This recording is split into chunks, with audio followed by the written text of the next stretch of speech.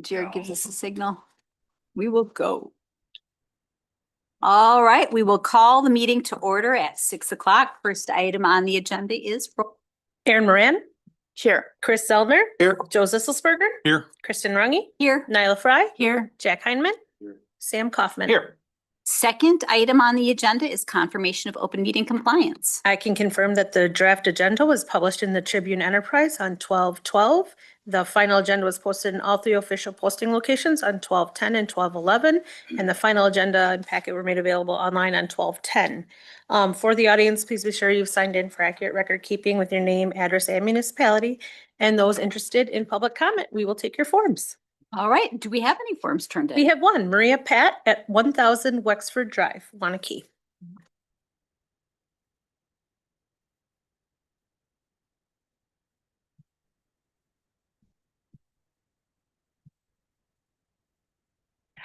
I am just here to share a few thoughts that I have after last week's meeting of the Plan Commission and the conversation that occurred regarding our upcoming plan for the future. There were a few things that I heard that troubled me. One being that houses that are over 50 years old ought to be looked at and gotten ready to dump so that we can use the space essentially to build something new. Well, the house I was born into in Madison on the Isthmus was over 50 years old when I was born. My parents lived there for another 30 years. It's still standing. It's in good shape. People maintain things and they last longer.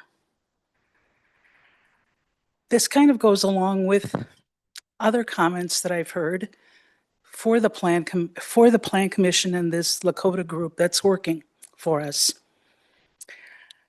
They seem very quick to criticize what we have, to get what they want.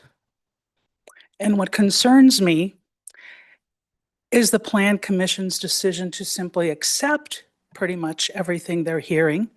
Now, I know I'm not in all the meetings and I don't know any of what's going on everywhere, but it does concern me. One of our board members was talking about how difficult it is getting to find places for older folks to live who can't stay in their homes for whatever reason, or it's no longer safe. Yet we have a development here in town that had planned a place for the elderly and then came to this board and to the Plan Commission and said, we've got to change that. That's just way too bumpy and everything is not even enough. And we were planning on putting something there that had levels, entry-level entrances, and now there are going to be too many steps. So we're going to skip that and not do it. I don't know why the leaders were not upset by that. The need is still there, as some of you who are on the Plan Commission or in this group have said in the past. Why aren't we holding planners, contractors to what they say they're going to do? Was it that the people that check out their land and do all of their checking ahead of time don't know their job? So if we want more places for older people to be able to live in the community that they love, why aren't we doing more about the plans that are getting dumped? And why are we letting people put down the people who have lived here for a long time, whose families go back even longer? I ask you to think about that. Thank you. Yeah. Any other comments? I have no other forms, but we do have a few attendees online. So if there's anybody that's interested in making a comment, please raise hand. And I don't see any hands being raised. All right. Then we'll move on to consent agenda. Does anyone have anything they would like removed from the consent agenda? If not, do we have a motion to approve? Motion to approve consent agenda. All right, all those in favor? Aye. Opposed? Motion carries. Next up then is reports and announcements. First up, Sustainable Waunakee Committee. The Sustainable Waunakee Committee met and we're working on what now? what steps we take to continue as a committee and to see where we go from 2 years worth of work. We had a great sustainability fair. We put together the sustainability plan and we had a great survey. So now we're discussing where to go from here. Thank you. All right, thank you. Parks and Rec. We did not meet this month. The item that we would have discussed, we'll be talking about later. All right, Public Works. Public Works met and we had, before we met as a committee, we had open house and we had 6 residents attend that, and that was pertaining to the 3rd Street reconstruction in 2026. And then we went into the meeting, and during the meeting, we talked about the work to be done on South Division Street Railroad project. And this was on the consent agenda, as well as the grand task order for the design of the wet detention basin dredging design for the 2026 construction season. And this was also on the consent agenda. So we have a busy 2026 ahead. One last thing, all road projects will be out for bid by the 1st week of January, and all bids will be opened on January 23rd. Thank you. All right, next up is Plan Commission. Plan Commission met and had a couple of items on the agenda. We looked over and approved an application for the Rotary Arch in Village Park. The Rotary is going to put up a beautiful arch with a lot of design elements that really connect with our heritage here in Waunakee and are going to enhance that park significantly. So we're very excited about that. It was great to see it and very grateful to the Rotary for bringing that forward and doing all of the work on it and donating it to the village. We discussed and took action to approve a specific implementation plan for Mr. Splash Car Wash at South Holiday and Yeski Drive. And then we also went over the comprehensive plans village existing conditions report. There's quite a lot of detail in there. It's a long report. We asked for a couple of 1-pagers to be produced, so it would be a little bit more easy for people to read. There's great information in there on how housing has changed, how the composition of the village has evolved over the last 20 years in particular, some really good information along those lines. So it's worth the time to either watch that video or to go over the report. And once we have smaller bite-sized versions of that released, those will be going out on social media and posted. Next up then is Joint Plan Commission. And we had a busy meeting. Yeah, so the Joint Plan Commission also saw the Mr. Splash Car Wash specific implementation plan and approved it. And they held a public hearing for the Kennedy Drive solar facility project. The decision on that was deferred to a future meeting. Right. And next up then is Tourism Commission. Did they meet? Tourism Commission did meet last week and discussed upcoming event planning, working with a group called Mad Dog and Merrill, who bring a show to Waunakee and highlight the community and what's special about Waunakee. And so we're discussing with the Tourism Commission about that project coming up in May and event planning around it. Fantastic. Next up then is Community Development Authority, and I was not there for that. Yes. I'm sorry. We did meet and we discussed the changes to the Waunakee Housing Betterment Fund. And we also have more applications after we put the mailer out. We've got several people that are starting to inquire about projects that they can do in their homes. So hopefully we get more applications and we can approve some projects in the near future. All right, that's fantastic. And then Police Committee. Yeah, Police Committee met last Thursday, and the only item we discussed was the e-scooters and e-bikes ordinance. Made some suggestions, and that'll come back to us at a January meeting. All right, excellent. EMS, No meeting this month. no meetings. Other committees, boards, or commissions. Other announcements. All right, with that, we will close this section, and then next up, we will discuss and take action on a proclamation of service for Sue McDade. So in your packets, trustees, there has been a resolution that has been put forward proclamation honoring Sue McDade for her service to the village. Do we have a motion? Move approval. All right. Second. All right, any discussion on the motion? Seeing none, all in favor? Aye. Opposed? Motion carries. So if it pleases the trustees, and Sue, I would like to read this. So and officially present it to you, Sue.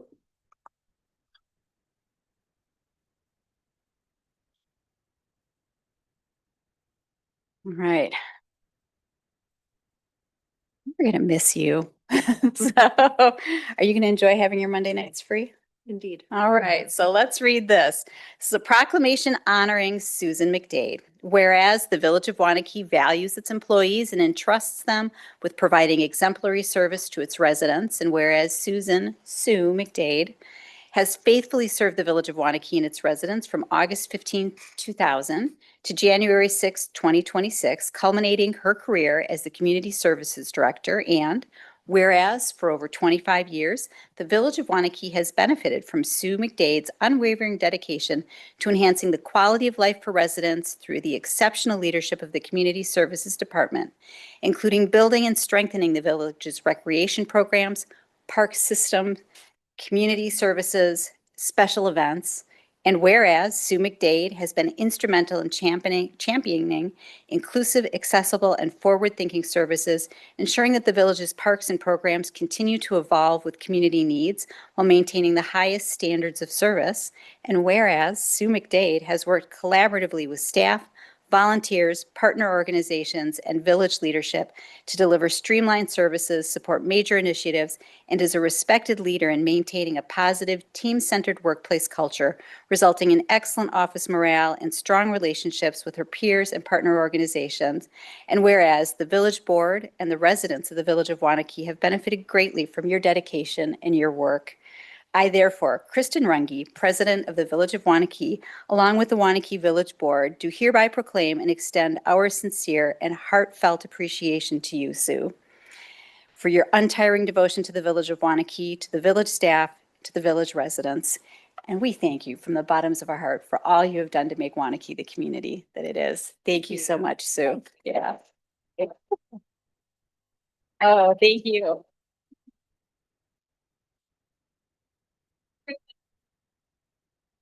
How about the whole board come on this? Okay. Are you- Huh? Yeah. It's like chickens. They're all over the place.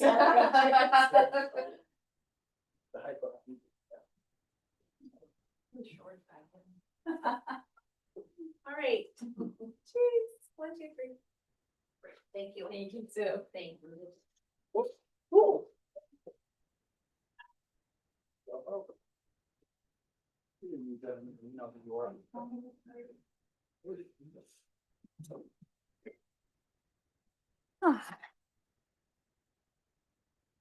All right. Thank you, guys. Next up, let's discuss and take action to amend the village handbook to allow full unused sick leave converted to or be converted to and be deposited into an HRA administrator account upon retirement from the village. So this is me.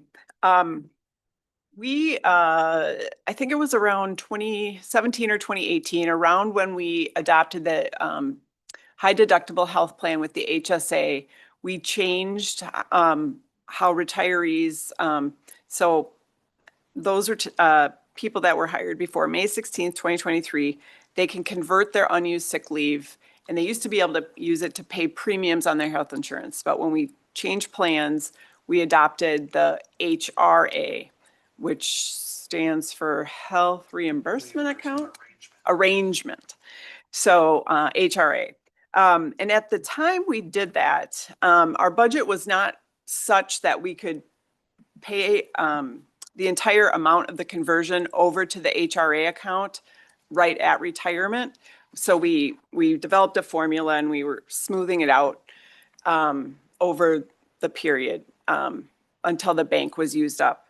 But during 2020, the budget process, the village board approved setting aside the full amount to fund those, but we never changed the handbook to pay those conversions over to the HRA upon retirement. And since Sue and we have some other retirements coming up, which would take a while, multiple years for some of these retirees to get their full conversion into their own HRA account. I'm proposing that we tweak the wording just slightly instead of the formula with the annual amounts, just to say that we move their conversion over to the HRA upon retirement. So that's what this is all about. All right, with that, does anyone have any questions or comments? Go ahead, Nyla. Yeah. It says here that it will also address an issue regarding what happens to the conversion balance if the retiree passes away before they have received all of their deposits. Would you explain that? Yes, so the handbook does not currently have any language on what happens if somebody retires and they hadn't received all of their annual amounts until it was exhausted. And we did have one case where that did occur, and the village board on a one-off basis approved moving the remainder of that person's balance to their HRA so that the estate would get it. But if we transfer it all in the first year, then we won't have that problem. Okay, thank you. Any other questions or comments? I guess the comment that I've got, or a question that I've got is how many employees does this really affect? You implemented this 6 or 7 years ago. I would assume that a lot of those retirees are. We still have a lot of people that fall into that hired before the 2013 date, and all police officers in the union also get this benefit, which I didn't add in here. So if a police officer retires from the union, still a union employee, they also get this. So when I do the annual calculation, it goes out for decades because we have some younger officers that could potentially stay all the way till retirement. So I'm trying to think of how many it impacts. I would say probably 40 to 50% still of full-time. There's not very many part-time people that are kind of grandfathered into this, but there's still a lot of, probably 40 to 50% of our full-time people still get this benefit. Thank you. All right. Any other questions? Rather than going around the room, I'll just have an open call if that's all right. Anyone else? No? I'll move to amend the sick leave section of the handbook to remove the sentence, "The deposits will be made on an annual basis in the yearly sum amount equal to the monthly payments for the village's health and dental premiums, along with the equal amount to the village's employer contribution for the employee until the employee's sick leave balance is exhausted." I seconded. Any discussion on the motion? Seeing none, all in favor? Aye. Opposed? Motion carries. Item number 2, discuss and take action on electrical vehicles charging station site host agreement between the Village of Waunakee and Dane County. I believe this is to you, Lauren. Yep. So as many of you know, over the summer, the village was selected by Dane County to be the charging station site at our public library overflow parking lot. An agreement, a previous version of the agreement came to the village board back in, I think, August. That basically outlines the relationship between the village and the county for this host site. However, Attorney Kleinmeyer had some revisions that needed to be made, specifically related to kind of clarifying costs and who was doing what, and just making sure that it was very clear with Dane County moving forward how this partnership would look. So just to remind you, so as part of this agreement, Dane County would install level 2 electric vehicle charging at no cost to the village, and that includes the infrastructure work needed to install the charging equipment. Once installed, the village would officially become the owner of that EV charging equipment, but Dane County would maintain that equipment for 5 years. Really, The requirements of the village are fairly minimum.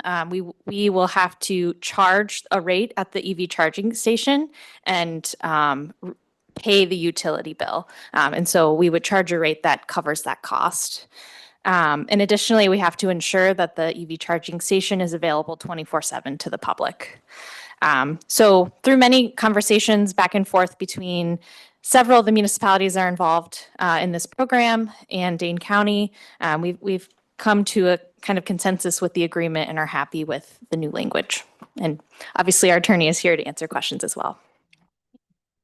Great, thank you. So with that, what questions do we have? And again, I'll just open it up for questions rather than going around the room.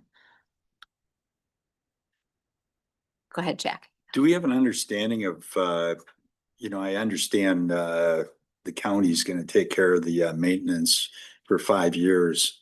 After 5 years, do we have an understanding of what does it cost to maintain something like this? I don't think we have an understanding of what the cost is, but we'll have obviously 5 years of, maintenance from the trial period. I think what Dane County says is, well, if you can continue to maintain it and take on those costs, or you can remove it and not have to deal with those costs. But at least you have 5 years of seeing how much it costs and whether it's working for you in that location and whether you want to keep the equipment. And then the equipment is ours after 5 years. It's ours, I believe, once it's installed. Yeah, correct. We own it immediately, but obviously it's subject to this agreement and the rules regarding the grant. But what Lauren said also, once the 5 years is over, then it's going to, essentially there's a 5-year trial period here for the village to decide, okay, is this something that we want to keep here? Is it working out really well? If not, there certainly would be a cost associated with removal, but I haven't have experience with removal of EV charging stations, but other circumstances with similar facilities, lots of times the removal costs are effectively covered because we're able to have somebody come in and buy the facilities from us for reuse somewhere, and it's almost a push then. Okay, thank you. Other questions or comments? Nyla? No, I just want to make the motion. All right. Okay, I move to approve electric vehicle charging station site host agreement between the Village of Waunakee and Dane County, subject to final review and approval by the Village Deputy Administrator, Community Development Director, and Village Attorney. Do we have a second? I'll have a second, but I have a quick question. Yes. As technology is evolving Mhm. with all of this, and say these need to be upgraded, they will take care of that charge, or they will do that for us in the event it happens? Yeah, I would say we definitely do not have an obligation to do any cost related and upgrade. One of the things that still needs to be negotiated at this point is this operation and maintenance agreement with a third party. It's a little unclear yet whether or not we would be asked to be a party to that. However, there is language in the document in section 13, top of page 4, where once that agreement is put together by Dane County, if we don't like it, we can walk away from this agreement with no no costs or anything like that. So that is, it definitely is the case that you have these, the improvements in the technology can happen very quickly, but we definitely do not have to pay for any of that. And what would happen if there's nothing in the grant program that would require that technology to be put in place over the next 5 years. We would still operate it without it, but I just know that we don't have to pay anything associated with it. Thanks. Just a follow-up question to that. What is the timeline on getting the operation and maintenance agreement? We're going to approve this. It's probably going to go in next summer. Are we negotiating right now on this, or is it going to go in and then? No. It's definitely going to have to. The Dane County, I think, is working with someone right now. I don't want to provide any specific dates, but it's definitely going to have to be executed before the facilities go in. And so then once they have something in place with that third party, then they're going to send it to us. And, the discussions with Dane County, it was a little unclear whether or not we would become a party to that agreement. If the village is going to become a party to that agreement, it will come to you for your approval. But even if we're not a party, if we look at it and we don't like it, then staff would bring it back to you, would bring it to you and say, hey, we have some concerns with it. But they're still in the process of choosing that vendor, it's my understanding, and then trying to work out those terms and conditions for the agreement. But I think we're protected from the standpoint of, again, that's an off-ramp for us if we need it. Thank you. Are there any other questions that we should be thinking of as we're approving this? I don't think so, not right now. I mean, it's a good agreement, I think. I mean, Dane County has been good to work with. You probably could sense back when this first came, I had some concerns with it, but, met with Lauren, met with people from Village of Oregon, City of Verona, and Dane County. They're all positive meetings. And Dane County, I think, understood that the agreement needed to be refined, and they did everything that they could to put it in the conditions in. And I think it's pretty good right now. It should be a good deal for the village to basically, and essentially all costs associated with this, we should be able to recover through the charging fee. And so this should be a situation where there's really minimal cost to the village. You get an EV charging station at the library, and then you get to see, hey, is this working out? Is this something that we want to continue after the 5 years? And if it is, then the village owns the equipment, but isn't subject to any of these regulations. And so then probably be working with Waunakee Utilities on figuring out exactly how to operate past the first 5 years. All right. Just Go a ahead. thank you to the Lauren and Brian and the staff that put this together. I think it's a good way to kind of dip our toes in this kind of infrastructure for our village, and especially just as consumer habits change and desires, I think it's good that we stay on top of offering appropriate ways for people to get around. So I will move. Oh, we've already got a Oh, motion and a we've- second. yeah, That's all you're right. right. That's all right. So with that, jealous. do we have any other comments or seeing none? Let's move to question. All in favor? Aye. Opposed? Motion carries. All right, next item on the agenda then is discuss and take action on termination of lease related to the fire department building. All right, and Lauren, is this you? I'm sorry, there's Todd. Hi, everybody. Hi, Good evening. Todd. Good evening.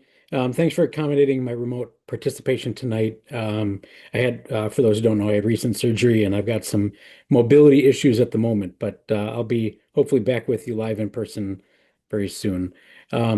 Tonight's action relates to this early termination of the lease for the fire department building. I'll begin by saying, though, that it's very possible that in the end, this may not be the action that needs to be taken.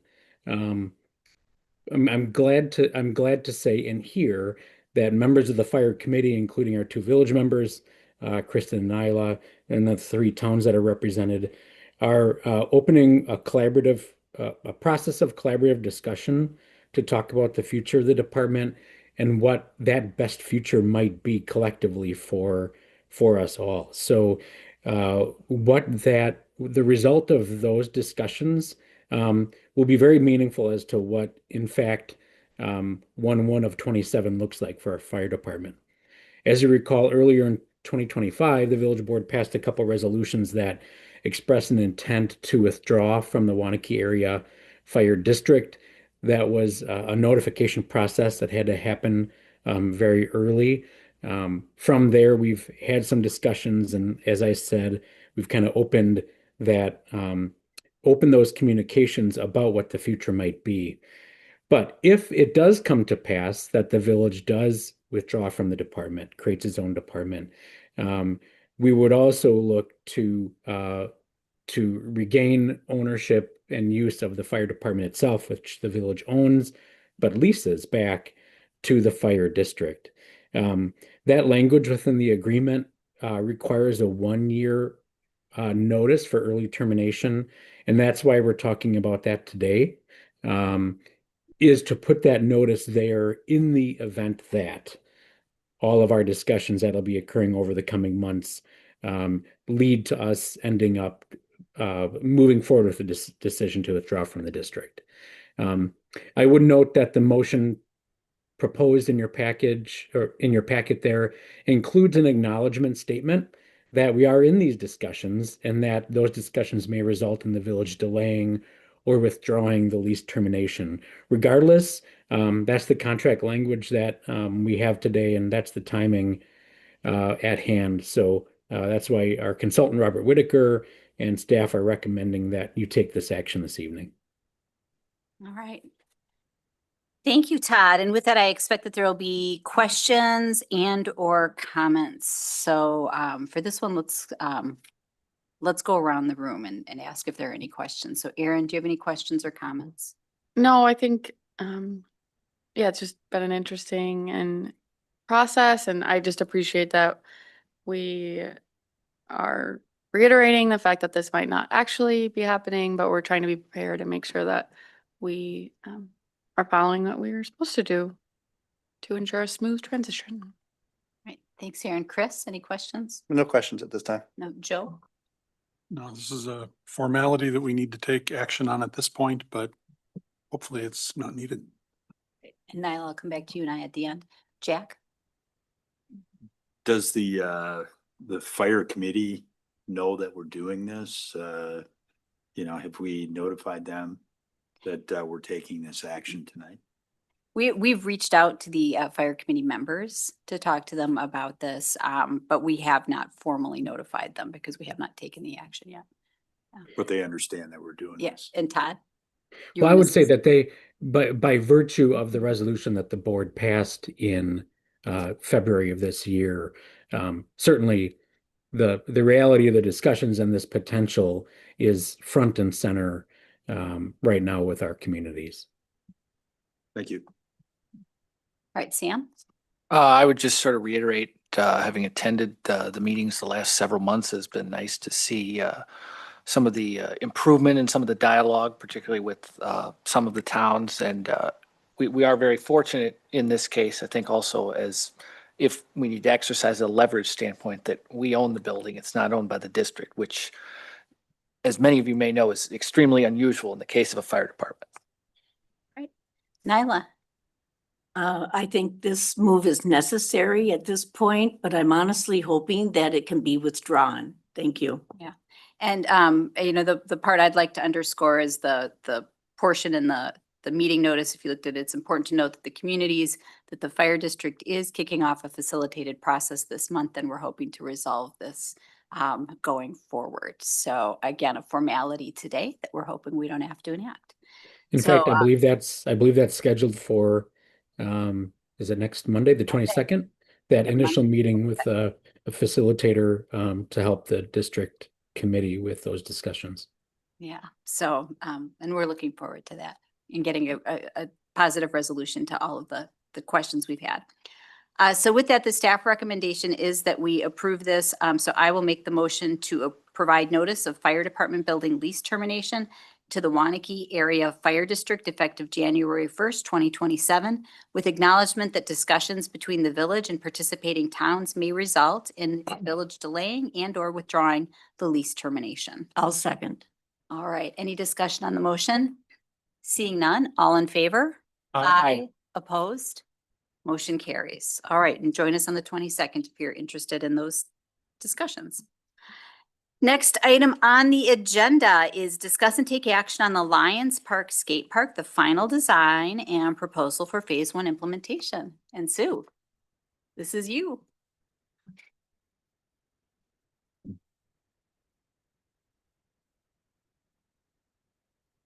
Okay, so this is a great project to be my last time at the village board, because I have to say the first time I was at the village board and we approved a skate park for our community, it was a huge win.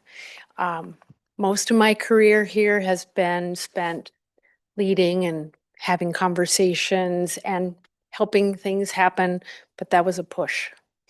All those years ago when we put that first skate park in, it was not an easy project. And so I am super excited to be here today to be talking about upgrading that facility.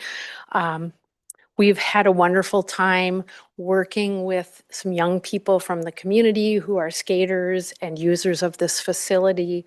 As a matter of fact, we're a month behind because our consultants just called the park committee to a halt a couple months ago and said, we need to meet with these kids. And so we had an extra planning meeting where the skaters and the designers were all together speaking a language that I do not speak about different features at the park and different ways to use the park. And so I'm very pleased to share with you that the design that we have before you tonight was a collaborative effort by the kids who are actually using the skate park. $75,000 was put in the budget actually in 2024 for this project. It's taken us a while to get here today. This project includes repair of existing parts of the skate park as well as the installation of some new pieces. When you look at the items that are in your packet,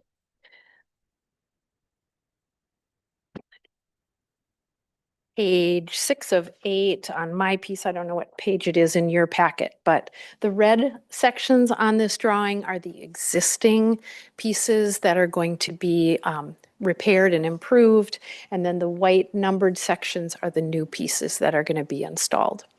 We're working with a company called American Ramp Company, and they will be doing all of the work. With your approval, we'll sign this contract now, and the work will happen as soon as applicable in the spring.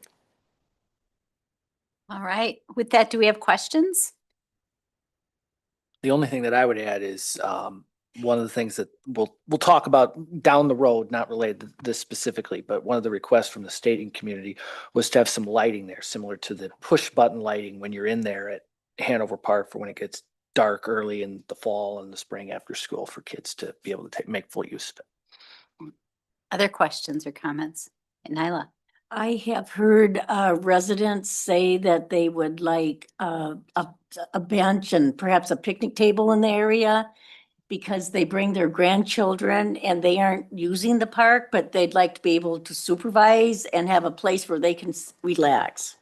Perfect. That's definitely something that can probably be added in the future. We also have been super fortunate to have a wonderful working relationship with the local Lions Club, hence Lions Park. And there were just a tremendous number of trees that were planted in the park this fall. And so that is also going to help bring some shade to the park for those grandparents that are there. Excellent. Other questions or comments? Just to thank you for Sue for involving the skaters, and it was really great to see them at the Parks and Rec meeting. And I love that they were able to meet with ARC and have some input.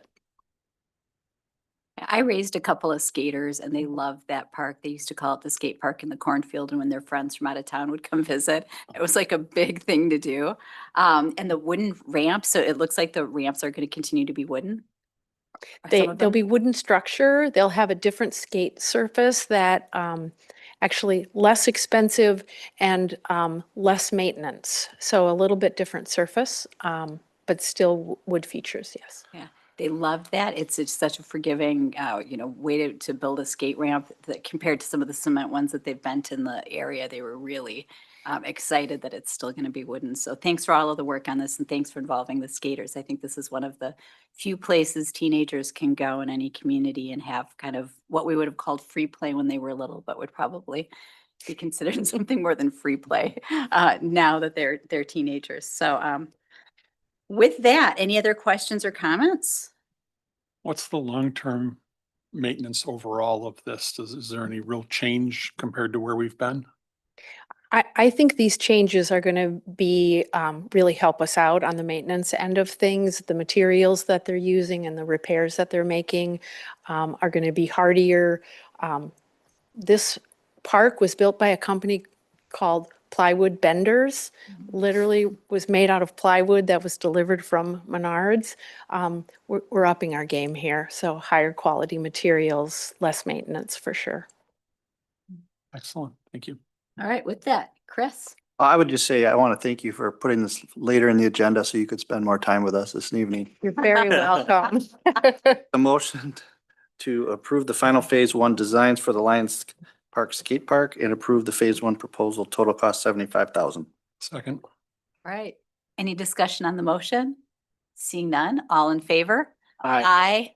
Opposed? Motion carries. Thank you, Sue. All right. Next item on the agenda, discuss and take action on request to terminate or amend agreement to undertake development on tax increment district number 5. This is Madison, Maine, LLC. So I think I'm probably going to start the conversation, and we may need to go into closed session. It's really going to be up to you. Let's kind of see how it goes. But back in 2013, and this agreement is part of the packet, the village executed an agreement for the Madison and Maine property with Madison and Maine LLC. And I should note that there are some folks online in case the board has any questions with the entities that are looking to buy and sell the property. But I would say by all accounts, this has been an excellent project for both the developer and for the village. When you go back and you think about that project, and I'm sure Chris was on the board at that point. I'm not sure if anybody else was.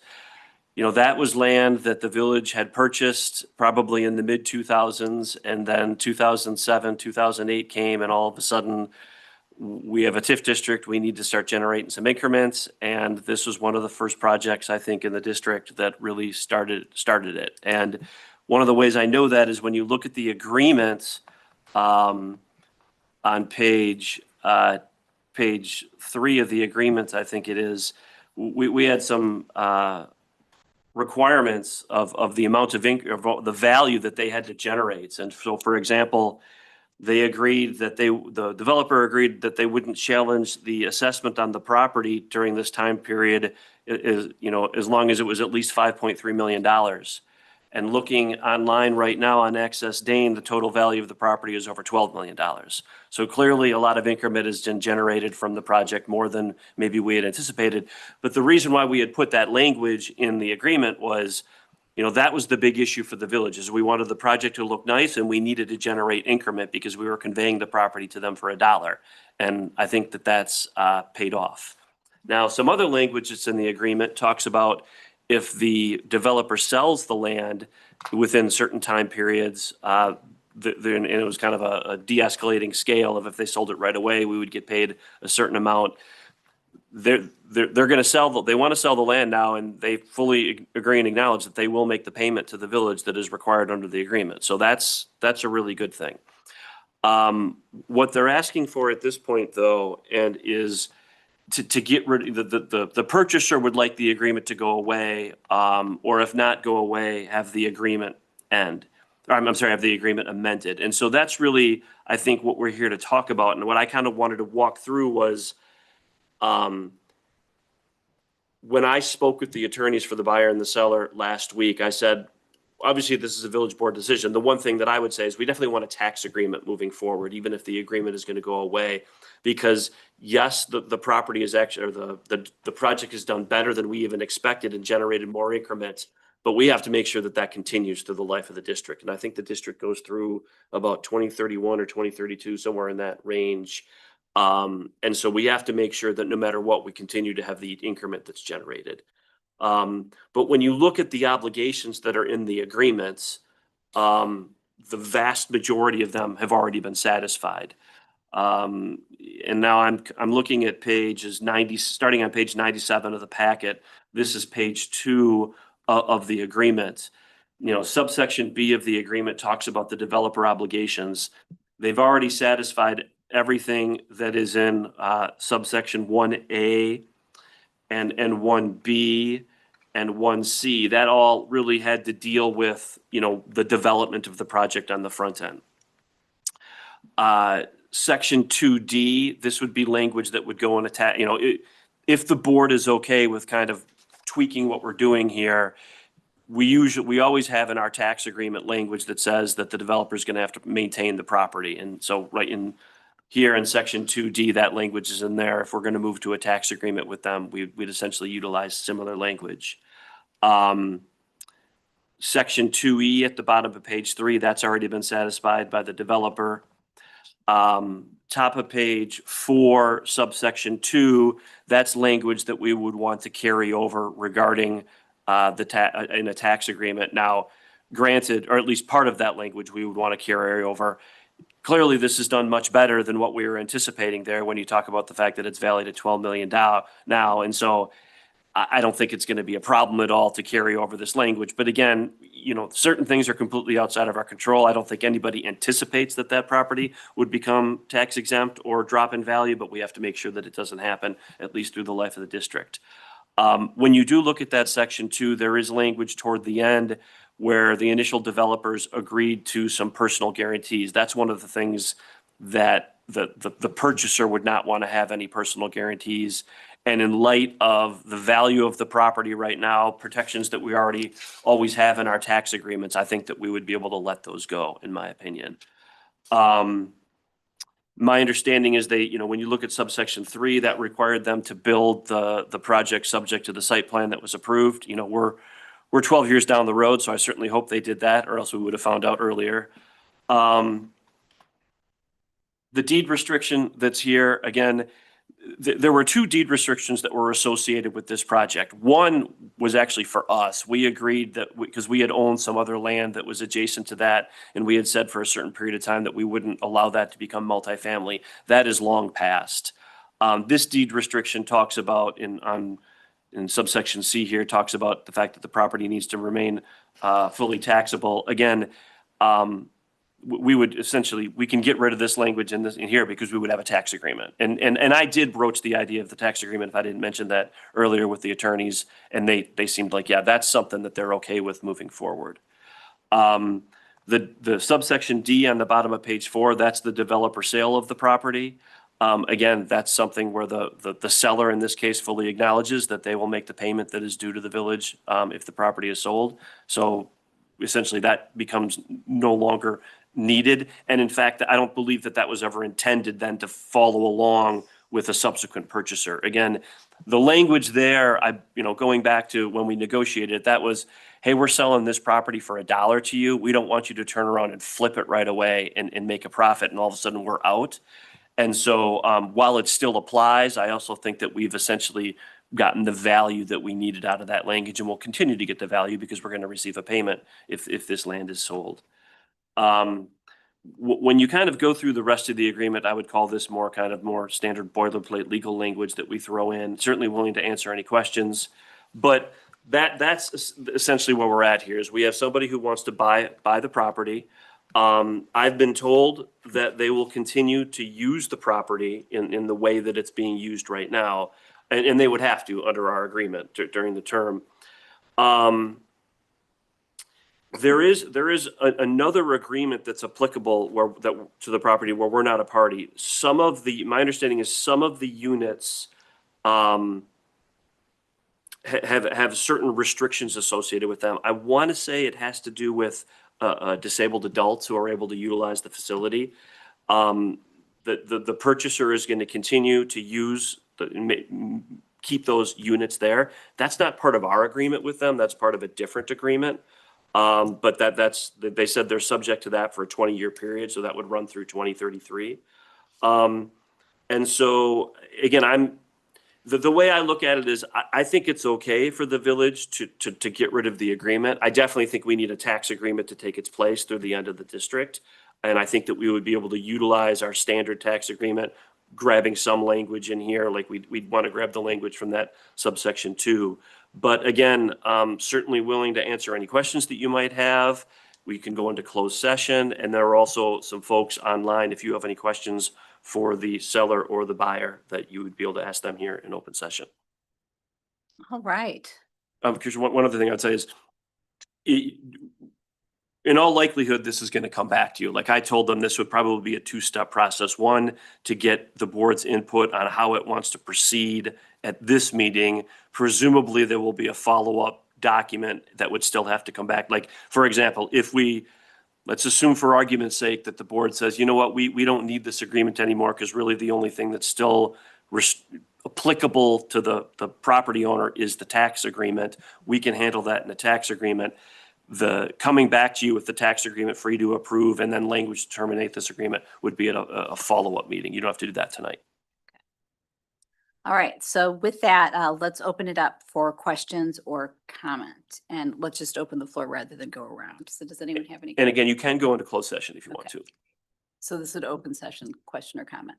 Okay, I'm happy to hear that they plan on continuing with the apartments for those who are disabled.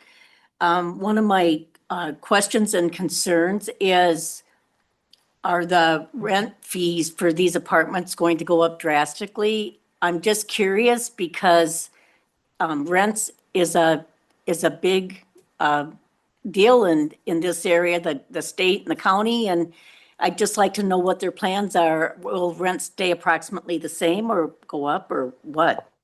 Yeah, and it looks like they have, I mean, I Rob think they can Evans? answer that question if That's we can reasonable. bring them in. I would just say, Nyla, to let you know, we can't essentially control, yeah, okay. Just Yep, curious. Yeah, so I don't, can we bring them in? Yeah. Oh, I guess we have two hands. One's for the buyer and one's for the seller, so. Right. All right, so Rob Evans, you had your hand raised first, so let's call Rob Evans in if we can.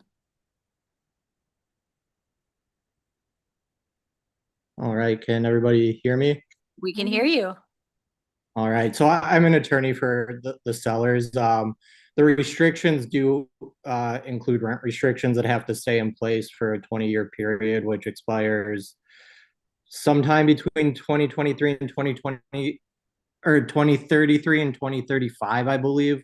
I don't remember the exact date off the top of my head. So those would have to stay in place. So there's not going to be a huge rent increase for those units that are subject to the agreement. All right, thank you, Rob. And Carter, did you have anything you'd like to add? Your hand was raised. Yeah, nothing I'd like to add. I'm the representative for the buyer, but Rob's description is accurate, and we intend to continue use as required to and as currently operated. Thank All you. right, thank you. Other questions that we have before we contemplate closed session? Anyone else? No, seeing that, do we have a desire to go into closed session? I'm seeing 1, 2, 3, 4, lots of no's. So are you all okay then with the concept of maybe putting together a document that would allow this existing agreement to go away, but it would be replaced by a tax agreement to make sure that we're covered through the relation or the remainder of the TIF district? We got 2 thumbs up. Is that our consensus?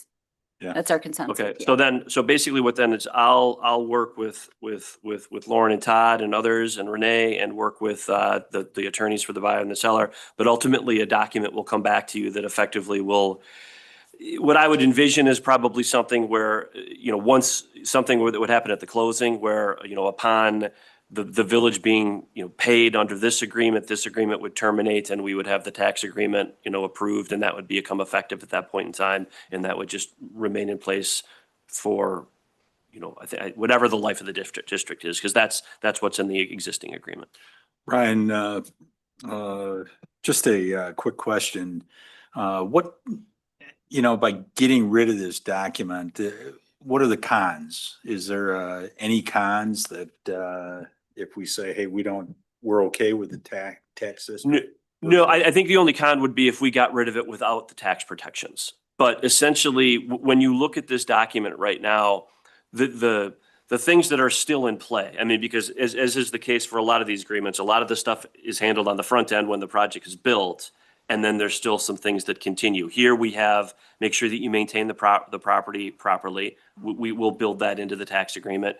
Make sure that there's a certain amount of increment that's being generated and what happens if the property becomes untaxable. All of that stuff will be covered in our standard tax agreement. So I would have concerns if we weren't able to replace this with a tax agreement, but since we replace it with a tax agreement, we're effectively taking the terms and conditions in this agreement that still apply moving forward. We don't need those as long as we have the tax agreement. Is there any risk by getting rid of the personal guarantee? No, because I think we always have language in our tax agreement that if the property becomes tax exempt, then the property owner needs to pay us. And if they don't, we have a mechanism through special charges under Wisconsin statutes that we'd be able to recover that funding. So in light of that, I don't think that we need the personal guarantees. That's a better way to go collect the money anyway.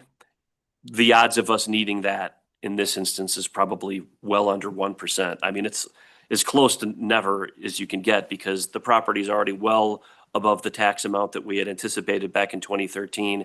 And there's no reason to believe that this property is going to become tax exempt between now and 2023. by 2033. Thank you. Other questions? Nope, none. All right. Seeing none, then I think we're done with this. Thank you very much for bringing it forward. And it appears we have one last item on the agenda. Move adjourn. Second. All in favor? Aye. Opposed? Motion carries. All right. Happy holidays, everyone. Happy holiday.